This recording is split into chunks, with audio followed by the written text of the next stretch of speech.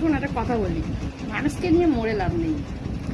আমার যখন খাওয়া জুটতো না তখন আমার বাড়ি কেউ আসলে পরে আমি তাকে আদর আপ্যায়ন করে তাকে ভাত খাইয়েছি।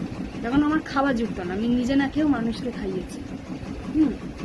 এবার যারা যেসব খামকিরা বেইমানি করেছে, গলা পর্যন্ত গিলে নিয়ে, হ্যাঁ, দরকারে ব্যবহার করে নিয়ে এই যে ওই যে সেই যে করেছে, তো তাদের কর্মফল।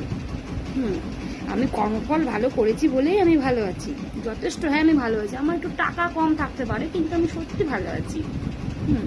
কিন্তু দেখ, তোরা যেরকম সেরকমই আছিস, বুঝেছিস? তোদের ভালোটা কি বলতো, তোরা আগেও মানুষ নিয়ে মরতিস, এখনো মানুষ নিয়ে পড়ি। আগে আমার বাড়িতে ঢুকে বসে খেয়ে শুয়ে আমায় নিয়ে মরতিস, আর এখন বাইরে থেকে মরিস। মরে কি হবে রে? কি হবে?